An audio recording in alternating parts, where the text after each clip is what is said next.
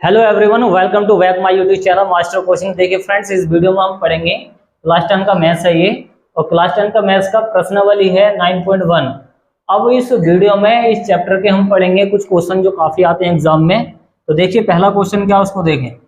तो पहले क्वेश्चन का सोल्यूशन देखें। क्वेश्चन ये है 9.1 का कि सर्कस का एक कलाकार है जो 20 मीटर लंबी डोरी पर चढ़ रहा है। तो इसमें चित्र बनाकर दिया है पहले वाले सवाल में, इसमें कि सर्कस का एक कलाकार है जो एक 20 मीटर लंबी डोरी पर चढ़ रहा है।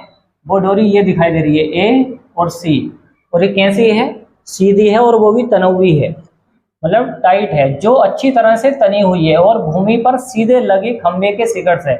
और ये जो ए बी है ये एक क्या है, खंबा खड़ा है, खंबे के शिखर से बंधा हुआ है। यदि भूमि स्तर के साथ डोर द्वारा बनाया हुआ जो एंगल है ये कितना है, 30 डिग्री है।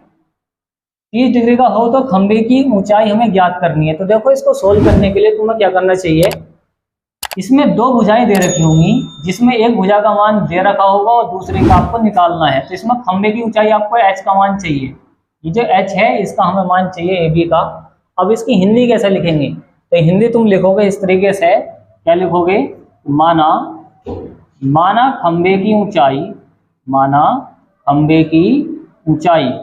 अगर खंबे की ऊंचाई अगर हम क्या मान लें इसके अंदर, खंबे की ऊंचाई क्या कहते हैं, ए बी, और ए बी हमने क्या कह दिया है, एच मीटर, और ये एच मीटर हमें चाहिए इस सवाल में। ये ऐसे किसी भी टाइप के सवाल के अंदर जिसका हमें मान निकालना होता है उसको कुछ मान लेते हैं। जैसे इसकी हाइट चाहिए खंबे की, एच का मान चाहिए तो हमने इसको एच मान लिया है, हाइट का क्या उठा लिया, एच, और एंगल कितना दे रखा है इसमें, 30 डिग्री का। और ये क्या हमारे पास एक डोरी है जिसपे सर्कस का कोई कलाकार है, मान लो ये कोई कलाकार है सर्कस का, और ये इस पर चढ़ रहा है, 20 मीटर लंबी डोरी पर चढ़ रहा है। तो कितनी ऊपर तक चढ़ जाएगा, इस खंबे की हमें ऊंचाई चाहिए। तो आप डोरी की लंबाई लिख सकते हैं, इसमें क्या लिख सकते हैं, डोरी की लंबाई। डोरी की लंबाई आप लिखेंगे, क्या दे रखी है डोरी की लंबाई इसके अंदर, वो दे रखी है आपके पास AC, और AC का मान कितना दे रखा है, 20 मीटर का। कितना, 20 मीटर का। और इसको सॉल्व करने के लिए आप त्रिभुज में लगा दें। देखिए अब लिखेंगे समकोण त्रिभुज ABC में, इसमें समकोण त्रिभुज किसमें लगा दें, ABC में। अब ABC में, अब यहाँ से बात समझने की है, समकोण त्रिभुज ABC में हम लगा रहे हैं, एक तो भुजा आपको वो लेनी है जिसका हमें मान निकालना है, और एक भुजा वो लेनी है जिसका मान दे रखा है। ये दो बातें आपको पता होनी चाहिए, एक वो वाली भुजा तो लेनी है जिसका हमें मान निकालना है, और एक वो लेनी है जिसका हमें मान दे रखा है इसमें सवाल के अंदर। तो अगर आप यहाँ पे लंब बटा कर्ण ले लें, मतलब साइन थीटा ले लें, ये हो गया हमारे पास लंब, ये हो गया कर्ण। तो लंब बटा कर्ण क्या होता है, साइन थीटा। तो यहाँ पे आप ले लें, यहाँ पे क्या ले लें, साइन थीटा ले लें। तो यहाँ पे साइन थीटा क्या आ जाएगा वो देखें।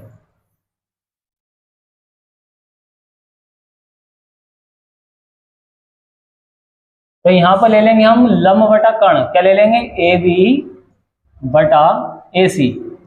AB बटा AC मतलब क्या हो गया, यहाँ पे लंब बटा कर्ण साइन थीटा, और साइन कितना है यहाँ पे, 30 डिग्री है। कितना है, 30 डिग्री है, एंगल कितना, 30 डिग्री।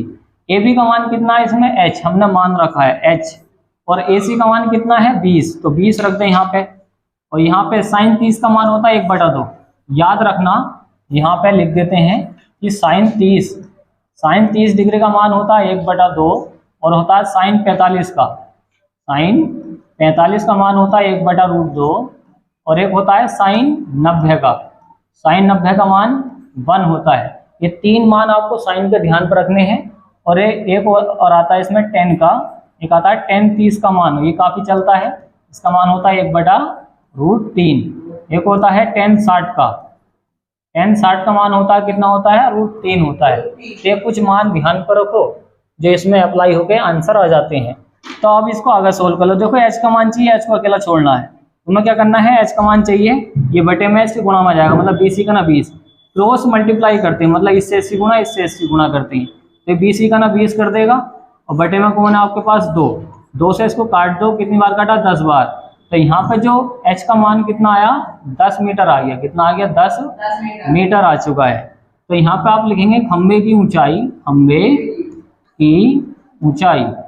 खंबे की ऊंचाई जो आई है हमारे पास वो आई है H बराबर 10 मीटर, मतलब 10 मीटर ऊंचा खंबा है ये, जो खंबा है कितना है 10 मीटर ऊंचा है। तो इस तरीके से आप इसका सॉल्यूशन कर सकते हैं। चलिए नेक्स्ट वाला क्वेश्चन पढ़ते हैं। नेक्स्ट वाला क्या है?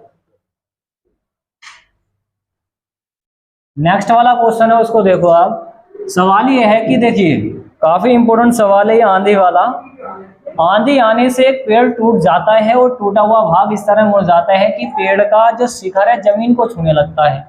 अब पेड़ टूट गया है, उसका जो शिखर है ऊपर वाला हिस्सा वो नीचे जमीन को छूने लगता है और इसके साथ एंगल बना देता है 30 डिग्री का।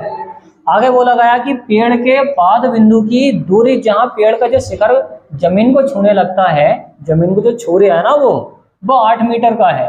पेड़ की हमें ऊंचाई ज्ञात करनी है कि पेड़ कितना ऊंचा था, वो कितना ऊंचा पेड़ था वो हमें निकालना है।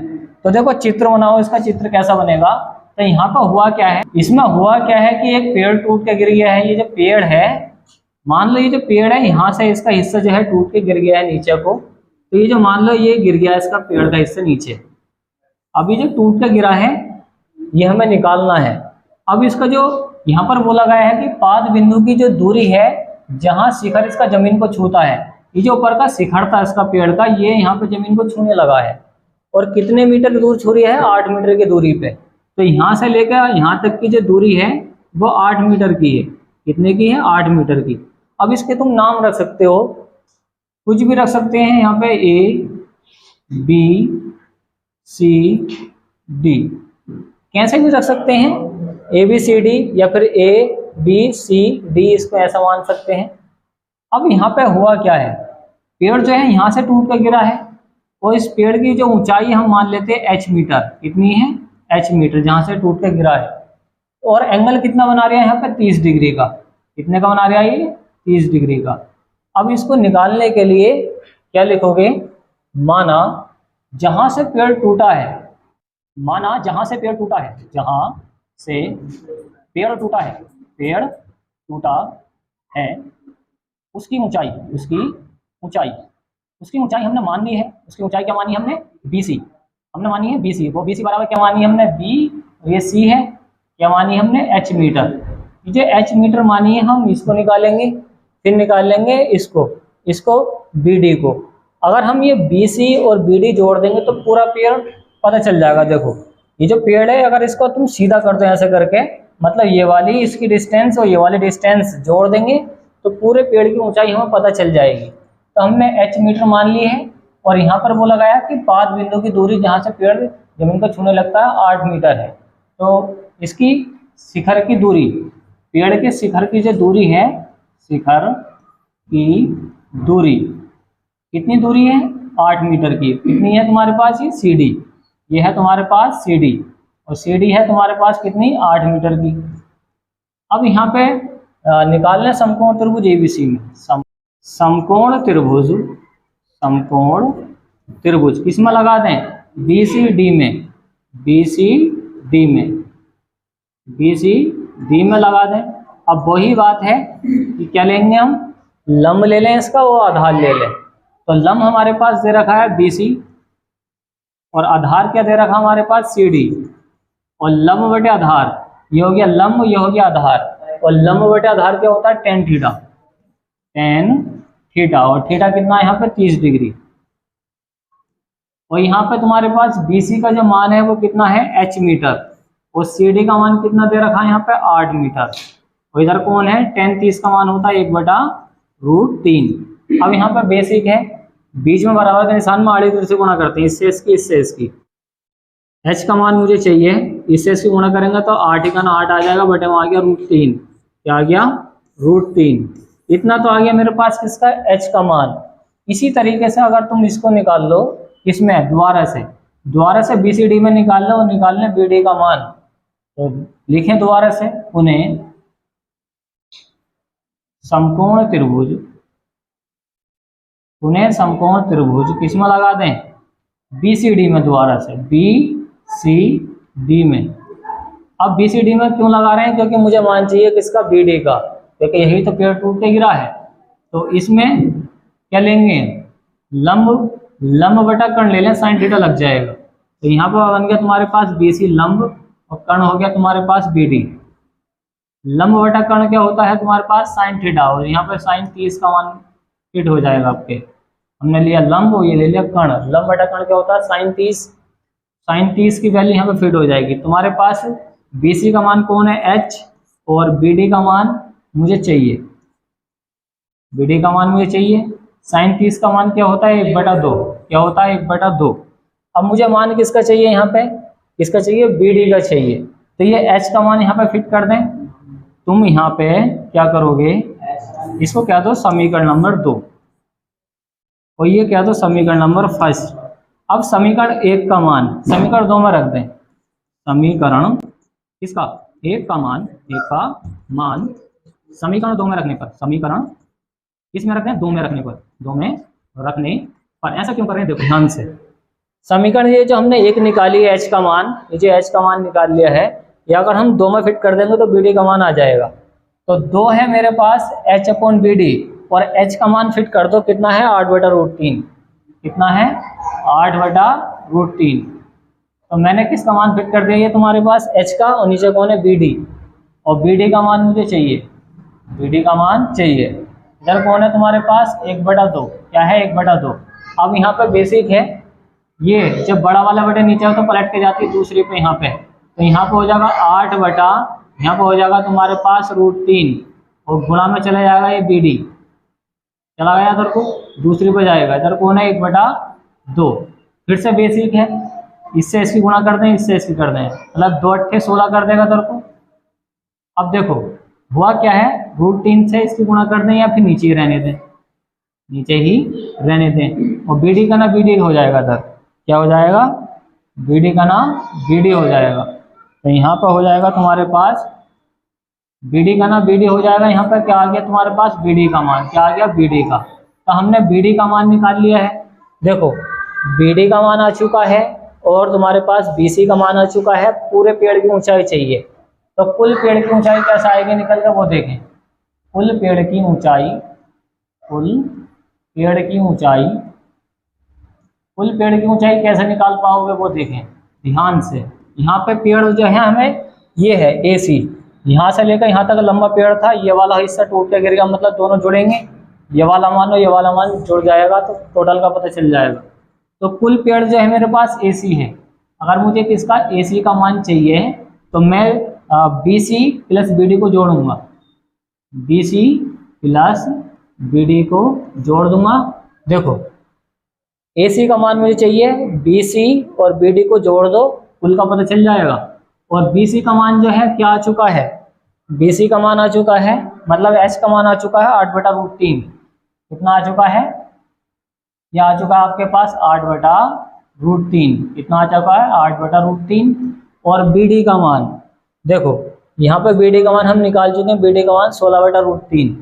ये आ चुका है तुम्हारे पास 16/√3। कितना आ चुका है? 16/√3। फिर बेसिक है, देखो नीचे के मान एक जैसे होते हैं, नीचे के मान तो वह ऐसे ही नोट हो जाएगा। नीचे आ जाएगा, क्या आ जाएगा? √3। क्या आएगा? √3। अब बीच में प्लस है तो जोड़ दो, 16 और 8 कितना हो गए? 24। कितना हो गए? 24। अब ये आगे सोल्व कैसे होगा? ये √3 हमें हटाना है, तो √3 कैसे हटेगा?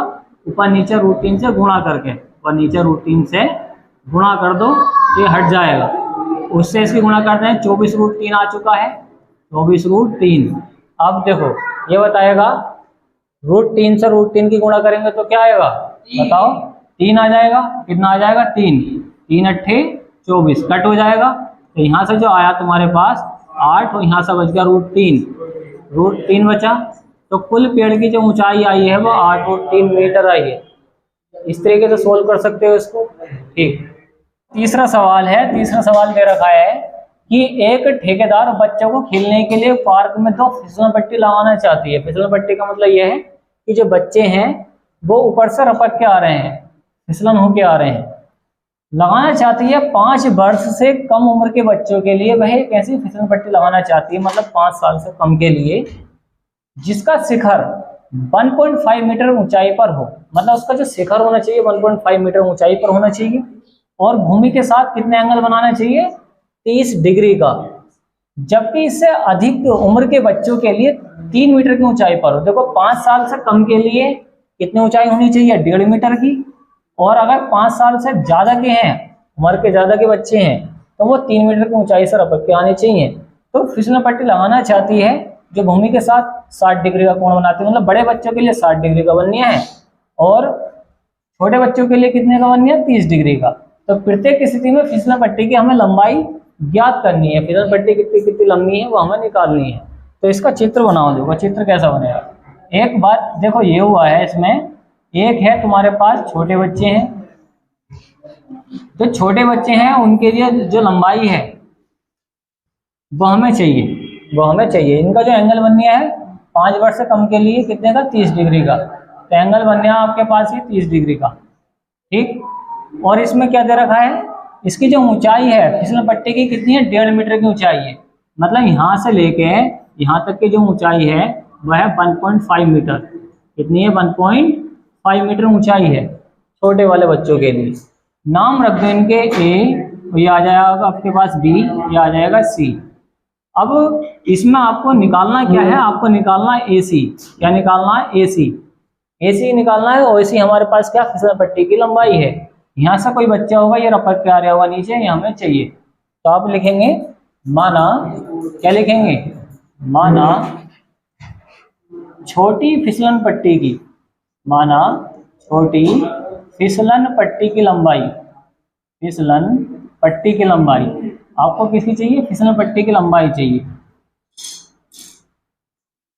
तो छोटी फिसलन पट्टी की जो लंबाई है हमने क्या दिया है, AC। फिसलन पट्टी की जो लंबाई है वो हमें चाहिए और ये हमने मान लिया क्या, AC मीटर हमें चाहिए, ठीक। और इसकी जो ऊंचाई है, इसकी 1.5 मीटर ऊंचाई पर, इसकी ऊंचाई पर क्या है, फिसलन पट्टी की ऊंचाई है, ये क्या है, ऊंचाई। तो आप लिख दें डायरेक्ट शॉर्ट में ऊंचाई लिखेंगे आप। इसकी क्या है, AB। और AB का मान कितना दे रखा है, 1.5 मीटर। कितना है, 1.5 मीटर। अब लगा दें समकोण त्रिभुज ABC में, समकोण त्रिभुज ABC में, समकोण त्रिभुज ABC में लगा दें, ABC में। अब ABC में क्या लगाएंगे, देखिए तुम्हारे पास क्या दे रखा है, ये तुम्हारे पास लंब दे रखा है और हमें क्या चाहिए, हमारे पास कर्ण चाहिए। तो यहाँ पे लंब बटा कर्ण किसका लग जाएगा, साइन थीटा का। तो यहाँ पे लंब हो गया आपके पास AB, क्या हो गया, AB। और कर्ण हो गया आपके पास AC, क्या हो जाएगा, AC। और यहाँ पे लंब बटा कर्ण क्या हो जाएगा, sine 30 degree, sine 30 degree. Angle कितना बन गया है, 30 डिग्री का। AB का मान कितना है, 1.5। कितना है, 1.5। और AC का मान मुझे चाहिए, AC का चाहिए। तो यहाँ पे साइन 30 का मान आपको पता ही है 1/2 होता है।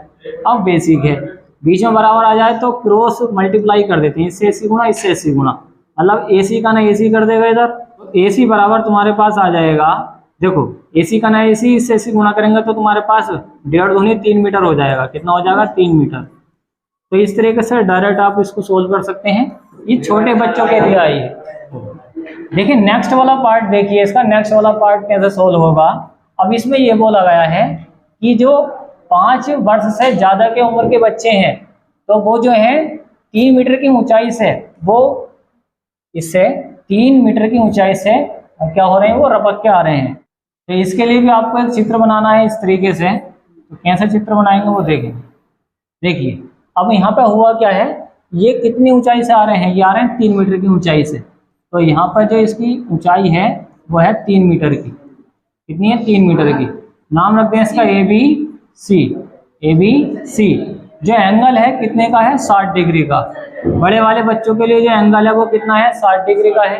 अब इसको कैसे सोल्व करेंगे, आप लिखेंगे, क्या लिखेंगे, बड़ी फिसलन पट्टी की ऊंचाई। आप लिखेंगे बड़ी फिसलन पट्टी की ऊंचाई, फिसलन पट्टी की ऊंचाई। इसमें ऊंचाई दे रखी है, ऊंचाई कितनी दे रखी है आपके पास, ये दे रखी है AB। कितनी है, AB। और AB है कितनी, 3 मीटर की। 3 मीटर AB दे रखी है इसकी ऊंचाई। और फिसलन पट्टी की लंबाई है AC। लंबाई इसकी लिख दें, इसकी जो लंबाई है आपके पास है AC। क्या है, AC। और AC का मान कितना है, यह हमें निकालना है। इसकी लंबाई हमें चाहिए, लगा दो समकोण त्रिभुज ABC में, समकोण त्रिभुज ABC में, ABC में लगा दें। देखो इसमें क्या हो जाएगा तुम्हारे पास, ये लंब हो जाएगा, ये कर्ण हो जाएगा। तो लंब आपके पास दे रखा है ए बी, कितना है ए बी, कर्ण क्या है हमारे पास ए सी, क्या है ए सी, और यहाँ पे लग जाएगा आपके पास साइन 60 डिग्री, एंगल कितना है यहाँ पे 60 डिग्री का। तो यहाँ पे ए बी का मान कितना है 3 मीटर, कितना है 3 मीटर, और ए सी का मान मुझे चाहिए। यहाँ पे साइन 60 का मान हो जाएगा √3/2, √3/2। अब यहाँ पे कैसे सोल्व करेंगे, बेसिक है, आड़ी तिरछी गुणा कर दें। क्या करेंगे, देखो ए सी से इसकी गुणा हो जाएगी तो √3AC हो जाएगा, √3AC, मतलब क्रॉस मल्टीप्लाई करते हैं, इससे इसकी 2 तिया 6, ये कर देगा 6। AC का मान मुझे चाहिए, AC का चाहिए, और ये 6 के बटे में आ जाएगा √3, क्या आ जाएगा √3। अब मुझे ये √3 गायब करना है यहाँ से, तो ऊपर नीचे करते हैं √3 से गुणा, √3 से गुणा कर दें। तो AC का जो मान आएगा आपके पास ऊपर आ जाएगा 6√3, ये बीच में गुणा है तो ऊपर से ऊपर की गुणा करेंगे, इससे AC गुणा करेंगे, नीचे से नीचे की, तो ये 6 से √3 करेंगे, 6√3, और √3 से √3 की करते हैं तो आता है 3। अब कट कर दो, 3 दूनी 6। तो हमारे पास जो AC की लंबाई आई वो आ गई हमारे पास 2√3 मीटर, कितनी आ गई 2√3 मीटर।